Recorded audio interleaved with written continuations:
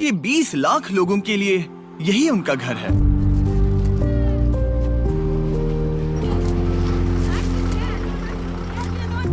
ये इस देश में बनी कई डंप साइट्स में से एक है, जहाँ पर लोगों को लिटरली कूड़े के पहाड़ों से गुजरना पड़ता है, अक्सर जिसमें होती है नुकीली चीजें और जहरीला कूड़ा, जिससे कई सारी बीमारियां होती हैं जो अक्सर जानलेवा होती हैं, ताकि वो दिन के बस $3 बना सके। और क्योंकि ये देश दुनिया का सबसे ज्यादा आबादी वाला देश है, इंडिया हर साल 6.5 लाख टन कूड़ा का निर्माण करता है।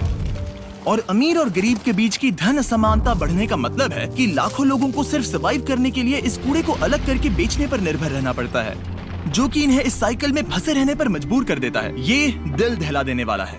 जब हमने ये प्रोजेक्ट चुना तब मुझे पता था कि ये बहुत मुश्किल होने वाला है, लेकिन मुझे आइडिया नहीं था कि यहाँ पर आना और ये सब देखना इतना दिल दुखाने वाला होगा। मैंने ऐसा पहले कभी नहीं देखा। मैं अभी अभी बाप बना हूँ और बच्चों को इस तरह के माहौल में काम करते देखकर मैं अंदर से पूरा टूट गया और पता नहीं इसे लफ्जों में कैसे बयां करूं। ये सही नहीं है। एक इंसान के तौर पर हम ऐसी चीजों को होने देने से भी अच्छा कुछ कर सकते हैं। पर ये डंप साइट ही इकलौती प्रॉब्लम नहीं है। आबादी का एक बहुत बड़ा हिस्सा इन शहरी बस्तियों में रहता है। ये गरीबी और यहाँ रहने के हालात बेइंतहा कठोर हैं। ये लोग अपने घरों को एक रेलवे ट्रैक के पास बनाने में मजबूर हो गए हैं। हम बहाराजान नाम की एक औरत से अभी मिले, जिन्हें ठंड की एक सुबह कोहरे की वजह से ट्रेन से टकराने पर पैर गंवाने पड़े थे। अगर सच कहूँ तो ये हमारा अब तक का सबसे दिल दुखाने वाला वीडियो है जो हमने बनाया है। और भले ही ये प्रॉब्लम सुलझाना लगभग नामुमकिन लग रहा है, यहाँ ऐसी एक ऑर्गेनाइजेशन है जो बदलाव ला रही है। ये है शाफकत। इंडिया जैसे एक देश में गरीब लोगों से इस तरह बर्ताव होता है क्योंकि वो कूड़े का काम करते हैं, तो समाज इसी वजह से उन्हें अलग समझते हैं। शाफकत तिल जला शेड के मैनेजिंग पोस्ट पर है, एक ऐसी ऑर्गेनाइजेशन जिसे उनके पिता आलमगीर ने 36 साल पहले बनाया था, जिन्होंने कई साल इस बस्ती में कूड़ा उठाने का काम किया था। पर वो समुदाय के पहले और उन चंद लोगों में से एक हैं जो पढ़ना और लिखना जानते हैं। फिर वो एक स्कूल टीचर बन गए और जल्द ही समझ गए कि शिक्षा की वजह से उनके लिए मौकों के कितने दरवाजे खुल गए हैं। और इसीलिए 1987 में उन्होंने हर एक कमजोर बच्चे को क्लासरूम में डालना अपना मिशन बना लिया। हर एक इंसान को जन्म से ही अधिकार होते हैं। काम मिलने का अधिकार, अनाज पाने का अधिकार, शिक्षा पाने का अधिकार। गरीबी समय नहीं देखती, वो हर दिन संघर्ष कर रहे हैं। क्योंकि उन्हें कभी कोई शिक्षा नहीं मिली, इसीलिए छोटे बच्चे क्राइम कर रहे हैं। हमें वो सभी मौके इन बच्चों के घर की चौखट तक लाने होंगे। इनमें से एक बच्चा है अकबर, एक लड़का जिसने कूड़े के समुदाय में जन्म लिया था। बड़े होते हुए इसके पास परिवार के साथ कूड़ा साफ करने के अलावा और कोई रास्ता नहीं था ताकि ये सिर्फ सर्वाइव कर सके। उसका मतलब ऐसी जिंदगी जिसमें ना ही शिक्षा है, ना ही सुरक्षा है, और सबसे बड़ी दुख की बात, ना ही एक उज्जवल भविष्य की उम्मीद है।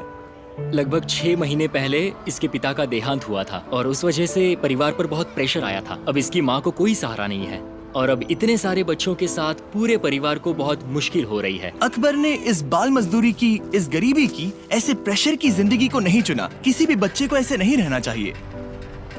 इसने गेट्स के बाहर से स्कूल देखे हुए हैं, पर कभी इसे क्लासरूम में अंदर जाकर बैठने का मौका नहीं मिला। ये 12 साल का था, पर ये कभी स्कूल नहीं गया। ये जानता नहीं था कि ठीक से लिखा और पढ़ा कैसे जाता है। तुम क्या बनना चाहते हो? इंजीनियर। इंजीनियर। ये कहता है कि मैंने रोड्स पर बहुत सारी चीजें देखी हैं, लोगों की गाड़ियाँ खराब होते हुए, लोग मदद मांगते हुए, पर कोई मदद नहीं करता। मुझे इनकी मदद करनी है। ऐसे हालात होने के बावजूद भी इसने कभी अपने पढ़ाई करने के सपने को नहीं छोड़ा। तो शाफकत ने अकबर को एक मौका दिया और उसका स्कूल में दाखिला करवाया। और सिर्फ 2 साल में ही ये 8वीं कक्षा तक चला गया, ठीक वही जहाँ इसे होना चाहिए। अब उसके लिए मेरी ये उम्मीद और सपने हैं कि अब वो शिक्षा को हासिल कर पाएगा, एक यूनिवर्सिटी में जा पाएगा और एक इंजीनियर भी बन पाएगा, जैसा उसने हमेशा सपना देखा है।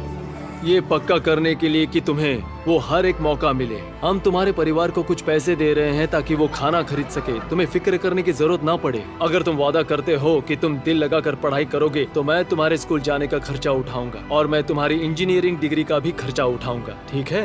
प्रॉमिस? प्रॉमिस। डील? डील? ऐसे।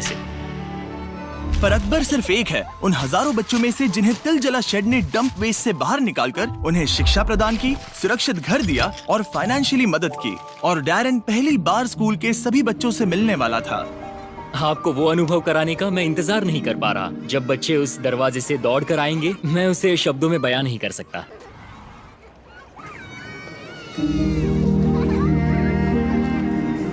शेड ने 20,000 बच्चों को एक बेहतर जिंदगी की राह पर खड़ा किया है। वो एक ऑर्गेनाइजेशन जो बहुत बड़ा बदलाव ला रही है, और ये बदलाव सिर्फ उन 20,000 बच्चों में ही नहीं, तो उन 20,000 बच्चों के परिवारों में भी आएगा, जो कि आगे ऐसे समाज में जन्म लेंगे जो कि उनके लिए खुला होगा और ज्यादा मौके देने वाला होगा। जब हम एक स्कूल का दरवाजा खोलते हैं, तब जेल का बंद कर देते हैं।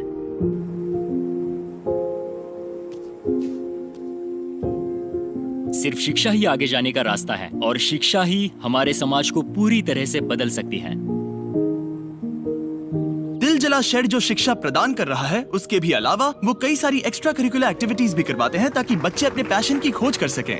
उनके अंदर एक आर्टिस्टिक टैलेंट छुपा हुआ है, इसलिए हम हमेशा उसे खोजने की कोशिश करते रहते हैं। हमने यहाँ स्पोर्ट्स भी इंक्लूड किए हैं। हम ताइक्वांडो क्लासेस भी लेते हैं, कंप्यूटर लर्निंग भी सिखाते हैं, गिटार क्लासेस, पियानो क्लासेस और बहुत कुछ।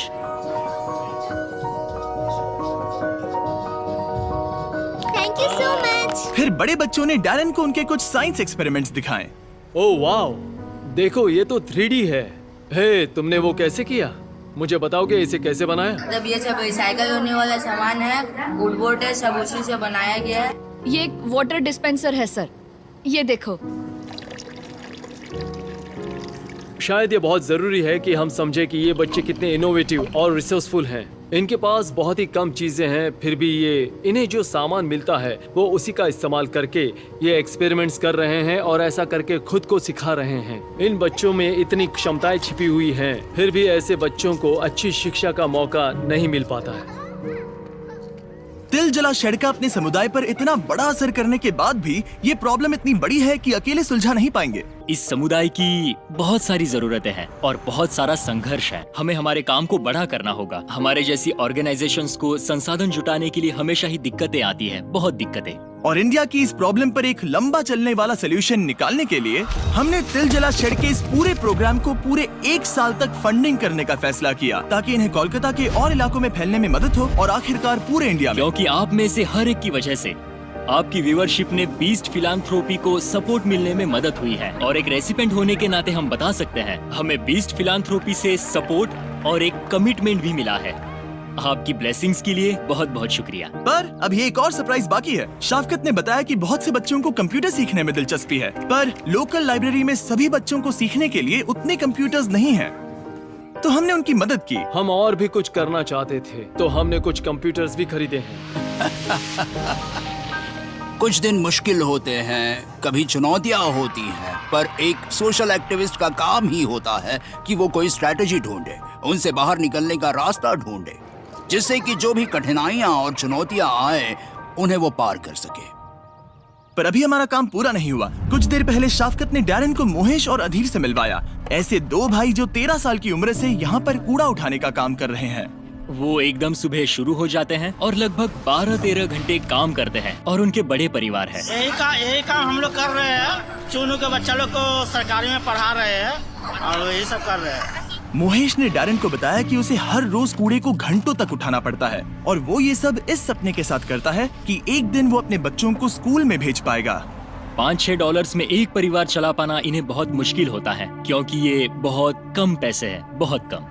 फिर मोहेश ने डैरन को अपने परिवार से मिलने उसके घर बुलाया, और उसे घर पे क्या दिक्कतें आती हैं उसके बारे में डैरन ने और भी जाना। यहाँ अंदर बहुत ज्यादा गर्मी है, और ये यहाँ का सबसे गर्म वक्त भी नहीं है। ये एक्चुअली ठंड के मौसम के आखिरी कुछ दिन है, और यहाँ सच में बहुत ज्यादा गर्मी है।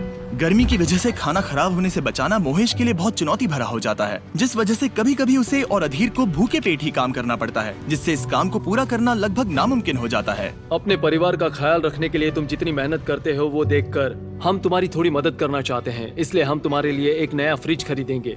मैं और भी कुछ करना चाहता हूँ। जब तुम्हारी बच्ची थोड़ी बड़ी हो जाएगी तब हम उसका स्कूल में दाखिला कराएंगे, और हम ही खर्चा उठाएंगे, ठीक है?